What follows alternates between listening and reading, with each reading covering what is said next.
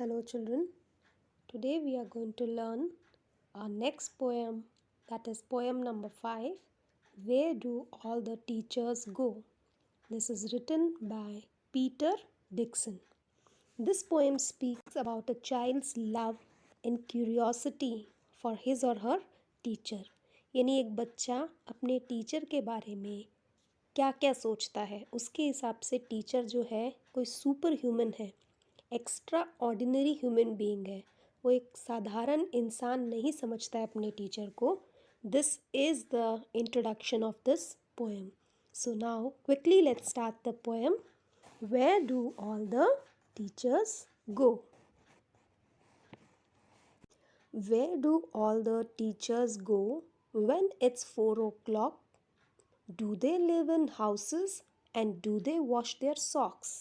तो यहाँ पे the child wonders and questions, वो सवाल कर रहा है कि जब स्कूल ख़त्म हो जाती है, 4 बज जाते हैं, तो सारे टीचर्स कहाँ जाते हैं? Where do all the teachers go when it is 4 o'clock? Do they live in houses? क्या वो भी हमारी तरह घर में ही रहते हैं? और क्या वो भी हमारी तरह सॉक्स और बाकी कपड़े धोते हैं? यानी वो क्वेश्चन कर रहा है कि do the all teachers also do the routine work like we other people do? ये एक बच्चे के अंदर जिज्ञासा है कि टीचर्स कहाँ जाते हैं और क्या क्या करते हैं। Do they wear pajamas and do they watch TV and do they pick their noses the same as you and me? अब इस पैराग्राफ में बच्चा अपनी क्यूरियोसिटी को और आगे बढ़ा रहा है, यानी वो और उसके अंदर क्वेश्चंस है। पजामाज यानी सिर्फ पजामा ही नहीं, यहाँ पे सभी कपड़ों के बारे में बात की गई है। Okay, but here it is use for clothes. Do they wear pyjamas? They यानी कौन है यहाँ पे? टीचर्स। तो क्या वो भी हमारी तरह साधारण कपड़े पहनते हैं? And do they watch TV? जैसे हम टीवी देखते हैं, क्या वो भी टीवी देखते हैं? And do they pick their noses the same as you and me? जैसे हम बच्चे टाइम पास करने के लिए अपनी नोज़ में फिंगर देते हैं, यानी बस ऐसे ही time pass, cleaning their noses, क्या टीचर्स भी ऐसा करते हैं? The child wants to know if the teachers also wear clothes, watch TV, they clean their noses like the other people do. ये बच्चा जानना चाहता है।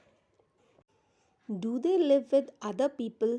Have they mums and dads? क्या वो टीचर्स भी फैमिली में रहते हैं? क्या उनके भी मम्मी और डैडी होते हैं? And were they ever children and were they ever bad? क्या वो भी कभी हमारी तरह बच्चे थे? एंड बैड यहाँ पे गंदा नहीं है, बैड मतलब बदमाश। जैसे हम बदमाशियाँ करते हैं, क्या टीचर्स ने भी कभी बदमाशियाँ की होगी? Did they commit any mistake और did anything wrong when they were children? Did they ever never spell right? Did they ever make mistakes? क्या हमारे टीचर्स ने भी हमेशा हमारी तरह स्पेलिंग गलत बोली होगी? यानी बच्चा अपने टीचर्स को बहुत ही सुपर ह्यूमन समझ रहा है, तो उसके हिसाब से उन्होंने शायद कोई गलती ना की हो।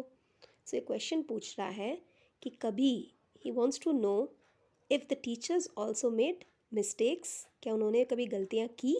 वर they punished in the corner? क्या उन्हें भी कभी सज़ा मिली है for stealing chocolates if they pinch the chocolate flakes? जब उन्होंने चॉकलेट खाई छुप छुप के, तो क्या उन्हें कभी पनिशमेंट मिली थी जैसे कि हमें मिलती है?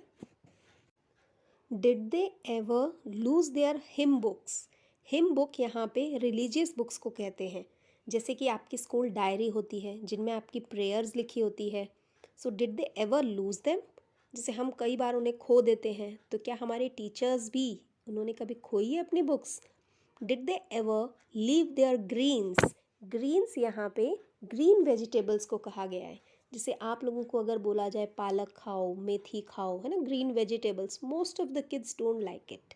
सो क्या उन्होंने भी, हमारे टीचर्स ने भी कभी ग्रीन वेजिटेबल्स छोड़े हैं? Did they scribble on the desktop? Scribble का मतलब होता है बेटा यूं ही घसीटे मारना। जैसे आप टेबल पे बैठते हो तो बहुत से बच्चे टाइम पास के लिए उस पर पेन चलाते रहते हैं, पेंसिल चलाते रहते हैं, है ना। सो बच्चा पूछ रहा है did they scribble on the desktop to pass the time?